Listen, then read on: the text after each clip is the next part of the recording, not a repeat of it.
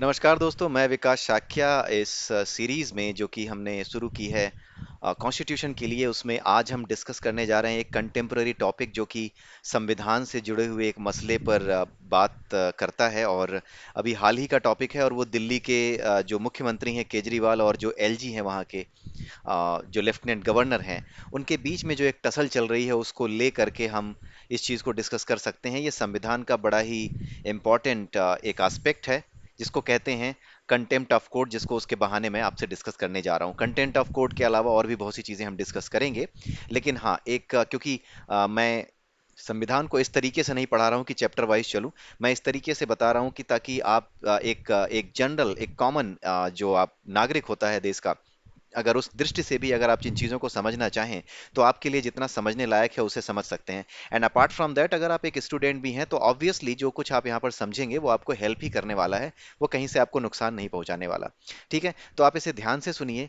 एक एक करके जैसे जैसे आगे हम बढ़ेंगे वैसे वैसे चैप्टर्स भी आगे आएंगे, लेकिन चैप्टर्स आने से पहले ही अगर आप चीज़ों को कनेक्ट करके, छोटी छोटी चीज़ों को पता करके देख पाएंगे, समझ के रख पाएंगे और उसको बार बार रिवाइज करेंगे, देन इन दैट केस ये चीज़ें पहले से ही चैप्टर्स जो कि स्पेसिफिकली इन कॉन्सेप्ट्स के बारे में बात करेंगे, उन कॉन्सेप्ट्स को समझने से पहले ही आप उनसे रिलेटेड जो माइन्यूट कॉन्सेप्ट्स हैं, जो छोटे छोटे कॉन्सेप्ट्स हैं, जो कॉन्सेप्चुअल क्लैरिटी है, वो आपको आती जाएगी और इन्फॉर्मेशन आपके पास पहले से रहेगी, एक व्यू पहले से रहेगा। तो जब आप उन चीज़ों को पढ़ेंगे, जो कॉन्सेप्ट्स हैं, तो आप आसानी से आप इन चीज़ों को कनेक्ट कर पाएंगे।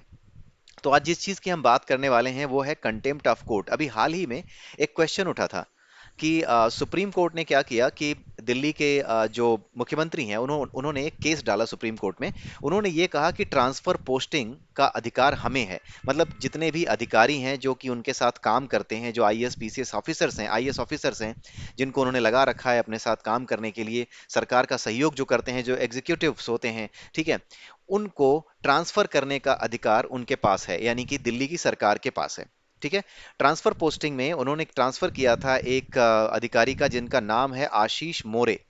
ठीक है, इन्हीं के ट्रांसफर को लेकर के सारा बवाल शुरू हुआ था दिल्ली में। जब दिल्ली में आशीष मोरे के ट्रांसफर को लेकर के बवाल शुरू हुआ, तो दिल्ली सरकार ने इनका ट्रांसफर जब किया तो उसके बाद केंद्र सरकार आई, एलजी ने इस ट्रांसफर को निरस्त कर दिया कि नहीं, तुम्हें कोई अधिकार नहीं है इनको ट्रांसफर करने का। ठीक है, उसके बाद क्या हुआ? उसके बाद हुआ ये कि सुप्रीम कोर्ट में गए केजरीवाल जी, तो सुप्रीम कोर्ट ने एक बड़ा ही अच्छा डिसीजन सुनाया। ठीक है, उन्होंने क्या डिसीजन दिया भाई? संविधान के हिसाब से उन्होंने जो कुछ भी है संविधान में उसके हिसाब से उन्होंने सिंपल सी सीधी सी बात कह दी। ठीक है, उन्होंने क्या कहा? सीधी सी बात ये बोली कि संविधान में साफ साफ 239A डबल ए, ये एक आर्टिकल है संविधान में, ये दिल्ली के लिए स्पेशल प्रोविजन करता है, क्योंकि दिल्ली ना स्टेट नहीं है, फुल स्टेट नहीं है। ये एक केंद्र शासित क्षेत्र है जिसकी 1991 तक तो कोई विधानसभा थी ही नहीं, कोई इलेक्शन होता ही नहीं था। 1991 के बाद पहली बार दिल्ली की विधानसभा बनी और उसमें इलेक्शन हुए। ठीक है, इलेक्शन होने के बाद जो है यहाँ पर जब दिल्ली में सरकारें बनी तो उन सरकारों ने कई बार ये कोशिश की कि दिल्ली को पूरा राज्य बनने का दर्जा मिले, पूर्ण राज्य का दर्जा मिले। पूर्ण राज्य का दर्जा जब नहीं होता है तो उस पे पूरा अधिकार राज्य की चुनी हुई सरकार का नहीं होता है। कुछ चीजें जो एलजी है, जो लेफ्टिनेंट गवर्नर है, उसके हाथ में, या राज्यपाल जो होता है उसके हाथ में भी रहता है। काफी हद तक उसके हाथ में शक्तियां रहती हैं। ठीक है, तो दिल्ली को पूर्ण राज्य बनाने का जो है बात शुरू हो गई। लेकिन दिल्ली को पूर्ण राज्य बनाना इतना आसान नहीं है, क्योंकि आपको पता है कि किसी भी राज्य में उस राज्य के पास जो शक्तियां होती हैं, उन शक्तियों के हिसाब से जब वो कानून बनाता है और उस कानून के दायरे में अगर कोई दूसरे स्टेट का या फिर सेंटर का व्यक्ति आता है तो कहीं किसी तरह की वो टसल या कोई प्रॉब्लम ना क्रिएट करे। इस वजह से दिल्ली को पूर्ण राज्य का दर्जा देने में दिक्कत होती है, और it make sense as well. क्योंकि मान लीजिए कि दिल्ली में प्रधानमंत्री जी को आना है, वहां पर जो है सेंटर का सारा कामकाज होता है, संसद वहीं पे है दिल्ली में, राइट? तो इस वजह से कहीं किसी तरह की टसल ना हो, किसी तरह की प्रॉब्लम्स ना हो, इसलिए दिल्ली पर जो अपर हैंड है वो सेंटर का ही रखा गया। बट स्टिल एक विधानसभा जो है दिल्ली को दी गई, जो जिसमें कि 70 सदस्य होते हैं। इस विधानसभा में जो 70 सदस्य होते हैं ये जनता द्वारा चुने जाते हैं।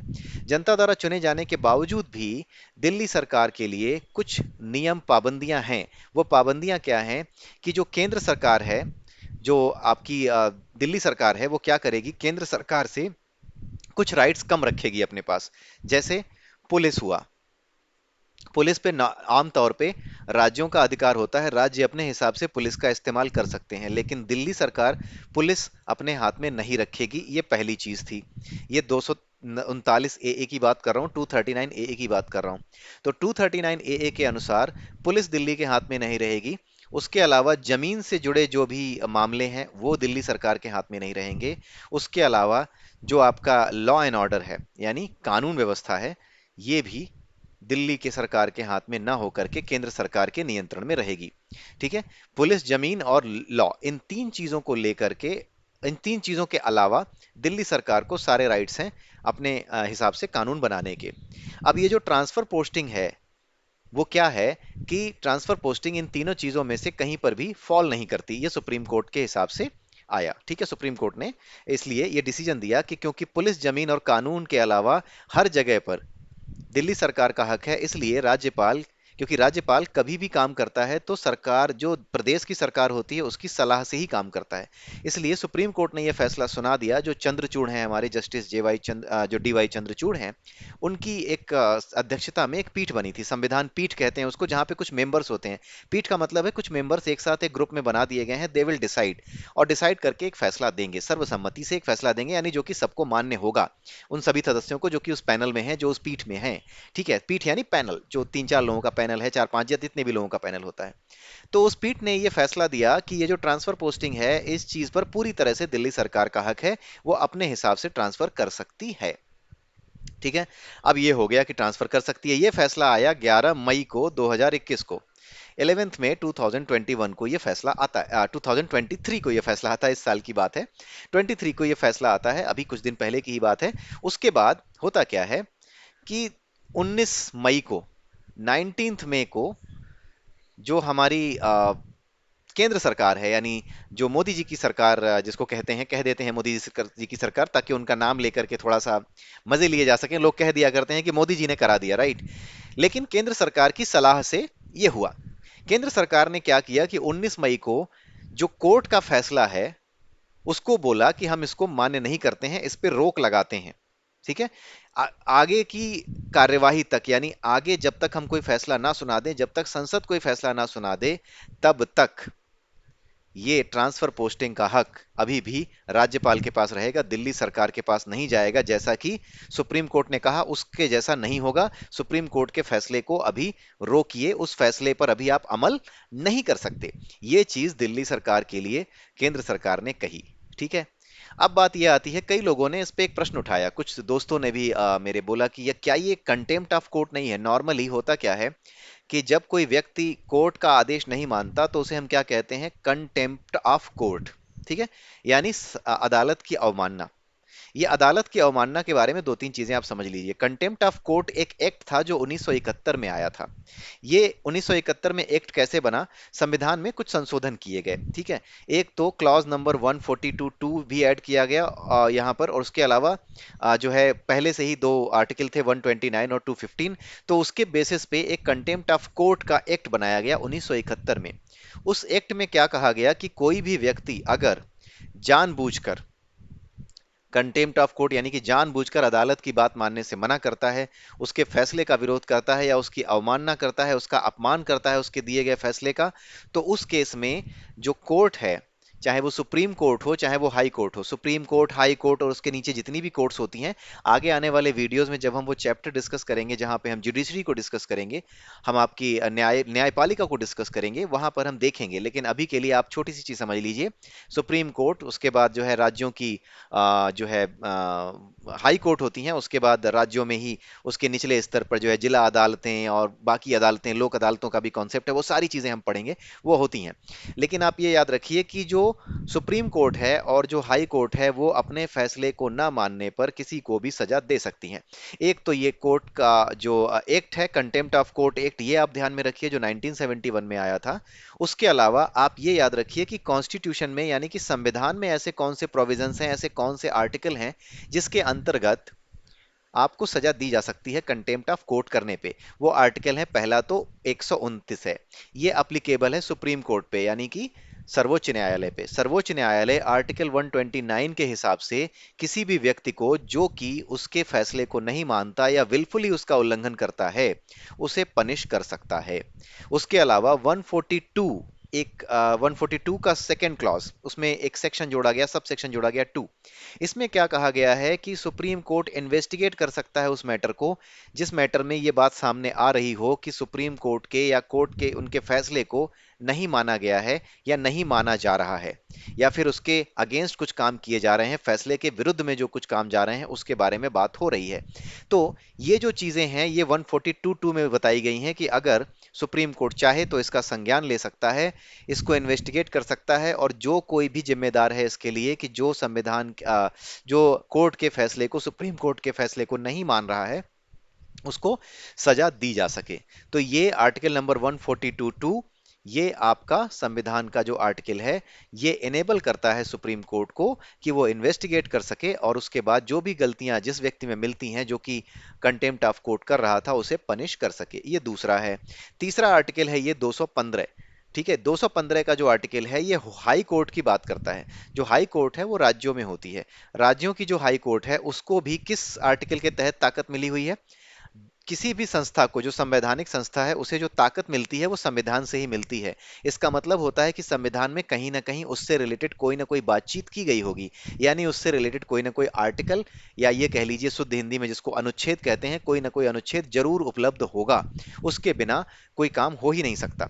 तो राइट टू हाई कोर्ट भी है। हाई कोर्ट को भी ये अधिकार मिला हुआ है आर्टिकल नंबर 215 के अंतर्गत कि वो किसी को भी पनिश कर सकता है अपने फैसले के खिलाफ। अगर उनके फैसले के खिलाफ अगर कोई जाता है तो उस फैसले के खिलाफ अगर विलफुली कोई डिसोबे करता है उस फैसले को, तो वो उसको पनिश कर सकते हैं। और उससे रिलेटेड आर्टिकल, उससे रिलेटेड जो शक्ति है, जो पावर है जो हाई कोर्ट को मिलती है, that is from article number 215। ठीक है, ये जो वीडियो है इसको आप ध्यान से देखिए और इसमें जितनी भी चीजें इसे बार बार सुनिए। आगे चल करके जब आप चैप्टर पढ़ेंगे ना संविधान में सुप्रीम कोर्ट और हाई कोर्ट का, तो बहुत सी चीजें आपको यहीं से पता होंगी और आपको बहुत ज्यादा मेहनत वहां नहीं करनी पड़ेगी। ठीक है, इसलिए आप इसे ध्यान से सुनिए। अभी जो रिसेंट प्रॉब्लम हम डिस्कस कर ही रहे हैं ट्रांसफर पोस्टिंग से रिलेटेड, इसमें हुआ क्या? कुछ लोगों ने कहा कि जब हम नहीं मानते हैं तो कंटेम्प्ट ऑफ कोर्ट होता है, देश का कानून तो सभी के लिए बराबर होना चाहिए, तो क्या अगर सरकार ये कह रही है कि इस फैसले को हम नहीं मान रहे तो क्या सरकार के खिलाफ कंटेम्प्ट ऑफ कोर्ट नहीं बनता? नहीं बनता। उत्तर है नहीं बनता। द आंसर इज कि नो, कंटेम्प्ट ऑफ कोर्ट नहीं बनता। क्यों नहीं बनता? क्योंकि हमारे यहाँ जो संसद है ना, जो पार्लियामेंट है, वो सर्वोच्च संस्था है कानून बनाने की। ठीक है, तो इसका मतलब क्या है? सर्वोच्च संस्था होने का क्या मतलब है? इसका मतलब ये है भाई, हमारा देश एक लोकतांत्रिक देश है। लोकतांत्रिक देश में शासन किसके लिए है? जनता के द्वारा। ठीक है, जनता के लिए। ठीक है, जनता द्वारा चुना गया शासन। ठीक है, जनता द्वारा चुना गया, यानी सब कुछ जनता है। जो जनता है वही मेन है हमारे देश में। ठीक है, संविधान जनता के लिए ही बनाया गया है, उनकी सुविधा के लिए बनाया गया है, और संविधान ने ही जनता को यह हक दिया है कि संविधान के अंतर्गत कानून बनाने वालों को वो चुने और कहां पहुंचाएं? संसद में पहुंचाएं। इसलिए, क्योंकि भारत संवैधानिक देश है, यहां पर लोगों की इच्छा सर्वोपरि है, लोक इच्छा सर्वोपरि है, इसीलिए हमारी संसद को जो राइट्स मिले हुए हैं, जिसमें संसद के सदस्य चुने जाते हैं, वो ऐसे थोड़ी चुने जाते हैं कि कोई आया और बैठा लिया।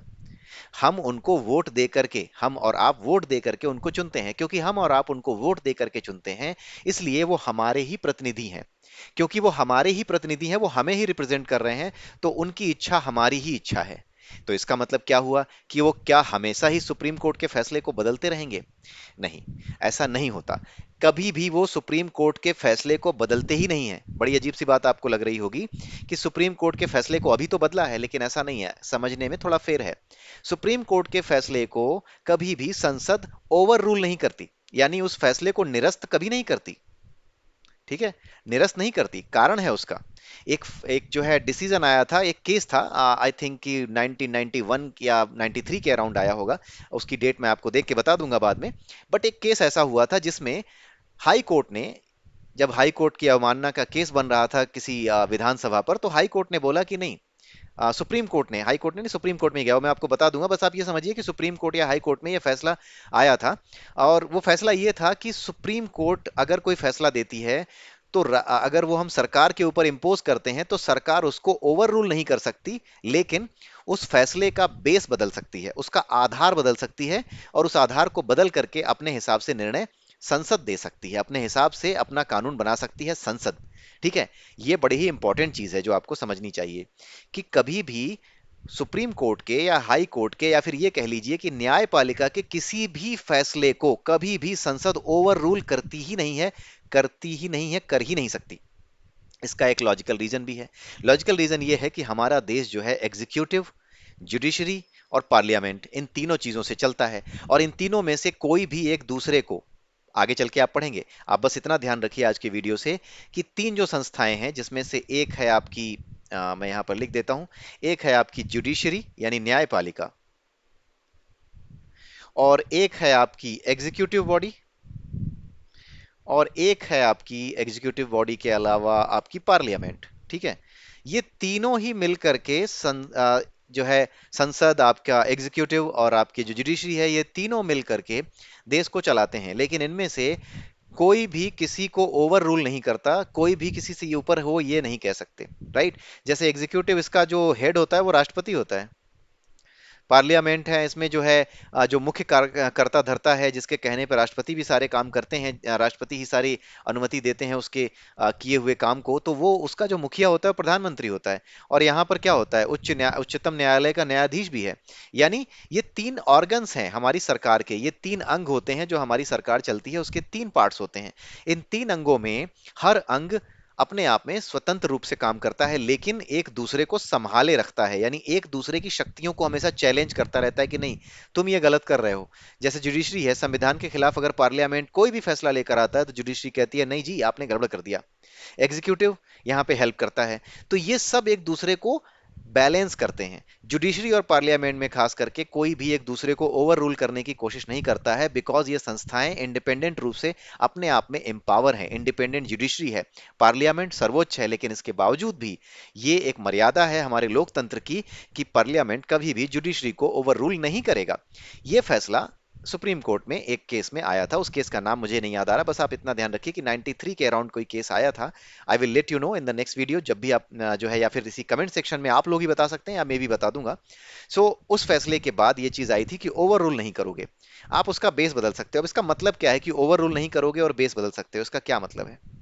इसका मतलब ये है कि मान लीजिए कोई स्टूडेंट है जो कि 40% से लेस मार्क्स लेकर के आया, कम मार्क्स लेकर आया, उसके 40% से कम मार्क आए। अगर उसके 40% से कम मार्क्स आए और नियम ये है कि वो फेल हो गया, क्योंकि 40% से कम पे फेल कर दिया जाता है। ठीक है। ये बच्चा गया सुप्रीम कोर्ट में कि नहीं जी मुझे पास करो, 40% तो बहुत होते हैं, मुझे तो ठीक लग रहा है। सुप्रीम कोर्ट कहेगी नहीं, अभी तक का जो नियम है उसके हिसाब से 40% ही पास होता है। आप 40% अगर लाए होते तो ही आप पास होते, अभी आप पास नहीं हो, आपको 40% लाना होगा, आप जाओ, आप फेल हो गए। ठीक है। अब ये बच्चा गया निकल करके यहाँ से अपने घर जाके रोने लगा, और उसके बाद संसद ने देखा कि बच्चा रो रहा है, इसको तो पास करना पड़ेगा। संसद ने ये सोचा कि यार इस बच्चे को पास कराना पड़ेगा, ये बच्चा बोल भी ठीक रहा है, लेकिन संसद ये नहीं कर सकती कि supreme court, how dare you, कि तुमने इसको फेल कर दिया, हम आज से कहते हैं कि 40% से नीचे भी जो पाएगा वो भी पास हो जाएगा, ये क्राइटेरिया ही हम बदल दे रहे हैं। तो संसद जो है ये नहीं कह सकती कि मैं इस फेल बच्चे को पास कर रहा हूं 40% से नीचे लाके भी। ये कहने से पहले कि ये पास हो जाएगा बच्चा, उससे पहले संसद को इस फैसले का आधार बदलना होगा, इस क्राइटेरिया को बदलना होगा। तो संसद कभी भी ओवर रूल नहीं करती, जो क्राइटेरिया था ना उसको बदल देती है। तो संसद क्या कर सकती है कि अभी तक 40% जो पासिंग मार्क था उसको चुपके से एक काम कर सकती है, वो 30% पासिंग मार्क पे लाके छोड़ सकती है। वो कह सकती है संसद कि अभी फैसले पर, जो सुप्रीम कोर्ट का फैसला आया है कि 40% से नीचे वाले भी पास हो जाएंगे, उसको हम छोड़ रहे हैं, अभी उसको हम निरस्त कर रहे हैं। निरस्त क्या कर रहे हैं, अभी हम उसको क्या कर रहे हैं, रोक रहे हैं, उस पर रोक लगा रहे हैं तत्काल प्रभाव से, क्योंकि संसद के पास अधिकार है। तो संसद कुछ भी गलत नहीं कर रही है जो सुप्रीम कोर्ट के फैसले को रोक करके दिल्ली के केस में। आप ये सोचे कि जाति कर रही है, नहीं, कुछ भी वो संविधान के विरोध में जाकर कर ही नहीं रही है सरकार, जो केंद्र सरकार है। ठीक है। वो सीधा सा नियम है कि अगर आपको फैसला सही नहीं लगा संसद को, तो संसद क्या करेगी कि उस फैसले को ओवर रूल नहीं करेगी, बल्कि उसका बेस बदल करके अपने हिसाब से चीजों को जो है अपने फेवर में या अपने हिसाब से जैसा भी उसको लगता है कि लोक हित में संसद के द्वारा किए गए सभी फैसले लोक हित में ही कहे जाते हैं। भले ही आप सरकार को बोलने तानाशाही या जो भी है, लेकिन संसद में जितने लोग चुन के आपने भेजे हैं वो आपने ही भेजे हैं, इसलिए उनके फैसले आपके फैसले कहे जाएंगे। ठीक है, तो वो आपके ही फैसले हैं। अगली बार अगर आपको अच्छा नहीं लगता है तो भाई आपके पास वोट देने का भी अधिकार है, उठा के बाहर कर दीजिएगा। लेकिन अगर किसी को अच्छा लग रहा है कि हाँ सरकार अच्छा कर रही है, कहीं ना कहीं डिप्लोमेसी और पॉलिटिक्स को समझ रही है गवर्नमेंट, अपनी जनता भी, तो अगली बार हो सकता है फिर से चुन ले इस सरकार को। तो ज्यादा शोर मचाने की जरूरत किसी को नहीं है। ठीक है, सबके पास वोटिंग का राइट्स है, आपके पास न्यायालय खुला हुआ है, और आपके जो केजरीवाल हैं वो भी कहीं भी जा सकते हैं। संसद में वो अनुरोध कर रहे हैं कि संसद में अभी क्या हुआ है कि एक विधेयक लाया गया है कि भाई जो है विधेयक सरकार ने पास किया है कि हम एक नया अधिकार लेकर के आएंगे जो एलजी को ये अधिकार देगा, एक नया कानून लेकर के आएंगे जो एलजी को ये अधिकार देगा, यानी लेफ्टिनेंट गवर्नर को ये अधिकार देगा कि वो दिल्ली में ट्रांसफर पोस्टिंग कर सकता है, उसके अलावा कोई नहीं कर सकता। तो इस चीज को लेकर के सारी चीजें चल रही हैं अभी सदन में, संसद में। तो संसद में केजरीवाल जी ये कोशिश कर रहे हैं कि वो विधान जो हमारा लोकसभा है वहां से तो पास करा लेगी बीजेपी, लेकिन किसी तरीके से राज्यसभा में इसको फेल करा दें, क्योंकि बीजेपी के पास राज्यसभा में बहुमत नहीं है। लेकिन समस्या ये है कि क्या इतना बहुमत की जो उम्मीद लगाए बैठे हैं केजरीवाल, क्या वो मिल पाएगा? क्योंकि अभी ही एक फैसला और आया है 2-3 दिन पहले कि संसद की जो नई बिल्डिंग है उसके उद्घाटन में कितने लोग फेवर में हैं, कितने लोग फेवर में नहीं है कि मोदी जी उद्घाटन करें। तो आपको यकीन नहीं होगा, 365 लोग फेवर में हैं कि हाँ मोदी जी उद्घाटन कर लें, और कुल जो वो है स्ट्रेंथ है सदन की, लोकसभा की, वो 543 है। तो आप सोच सकते हैं कि जब इतने लोग नहीं मान रहे हैं, मोदी जी के फेवर में ही हैं, और सभी लोग मिल करके उनके साथ जा रहे हैं, तो उस केस में इट्स वेरी टफ कि हाँ ये केजरीवाल जी सोच सकें कि उनके फेवर में हो सकता है फैसला चला आए।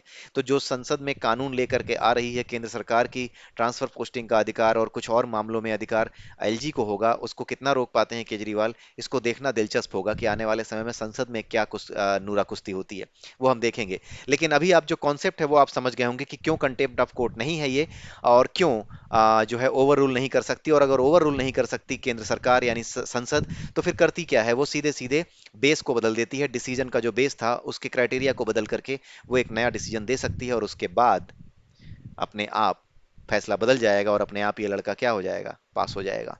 तो आधार बदला जा सकता है, आप ये याद रखिए, इंपॉर्टेंट थिंग यही है कि ये आधार जो है फैसले का वो बदला जा सकता है। ठीक है, लेकिन कभी भी ओवर रूल नहीं किया जा सकता, इसे याद रखिएगा। और ये जितनी भी चीजें मैं आपके सामने ला रहा हूं, भाई मैं अखबार नहीं लिखता, ठीक है, ना ही मैं इतना बड़ा ज्ञाता हूँ, ये सारी चीजें मैं पढ़ करके ही आपके सामने लेकर के आया हूँ। ये जो एग्जाम्पल मैंने दिया है 40 और 30% वाला, ये एक बड़े ही अच्छे सुप्रीम कोर्ट के जो है लॉयर हैं जिनका नाम है विराग गुप्ता। अगर आपको इनका लिखा हुआ एडिटोरियल कहीं भी मिलता है तो आप इन्हें पढ़िएगा जरूर, ये बड़े अच्छे वकील हैं, और इनके लेख बड़े सधे हुए, बड़े ही मतलब इनको बड़ी अच्छी समझ है संवैधानिक मामलों की। तो वहीं से ये एग्जाम्पल मैंने लिया है। अगर आप जनसत्ता में जाकर के देखेंगे तो उसमें एक सेक्शन आता है जनसत्ता में, जिसका नाम है मुद्दा समझें। इस मुद्दा समझे में 2-3 दिन पहले ये मुद्दा उन्होंने समझाया था, उनसे बात की होगी जनसत्ता के पत्रकारों ने, तो उन पत्रकारों को जो जवाब दिया उसमें जो उन्होंने समझाया जवाब देते समय, वो यही एग्जाम्पल लिया था उन्होंने, विराग गुप्ता जी ने, और ये एग्जाम्पल मुझे बड़ा सही लगा, इसलिए मैंने भी आपके सामने एग्जाम्पल रख दिया। आई होप कि कॉन्सेप्चुअली आपको समझ में आया होगा, और कंटेम्प्ट ऑफ कोर्ट क्या होता है, क्यों जो है कंटेम्प्ट ऑफ कोर्ट हमारे और आपके ऊपर लागू हो सकता है लेकिन संसद पे लागू बिल्कुल नहीं है। ठीक है, और संसद क्योंकि हम सब का, पूरे भारत का प्रतिनिधित्व करती है, इसलिए किसी एक आदमी ने अगर अवमानना की है तो उसको सजा मिलेगी, लेकिन संसद अगर किसी सुप्रीम कोर्ट के फैसले कहती है नहीं मान रहे, तो उसको अवमानना के दायरे में नहीं रखा जाएगा, क्योंकि वो संवैधानिक संस्था जो कि संसद कही जाती है, वो पूरा का पूरा संविधान ने उसको इनेबल किया हुआ है कि तुम सबसे बड़े संस्था हो, सबसे बड़ी संस्था हो जो लोगों के एस्पिरेशन को, या चुनी हुई सरकार को, या लोगों के मत को, लोक मत को रिप्रेजेंट करते हो, इसलिए तुम ही सर्वोच्च हो, और तुम इसको मान सकते हो कि नहीं मानना इस फैसले को, और हम क्या करने जा रहे हैं, हम इस फैसले को रोकने जा रहे हैं। इसलिए संविधान संविधान के हिसाब से अगर कोई भी फैसला ऐसा सुप्रीम कोर्ट देती है जो कि संसद को मानना नहीं है, तो मानने से मना कर दे, उसके ऊपर कंटेम्प्ट ऑफ कोर्ट क्या होगा, नहीं लगेगा। ठीक है, आई होप कि आपको ये वीडियो अच्छा लगा होगा। अगले वीडियो में फिर मिलेंगे अगले टॉपिक के साथ, तब तक के लिए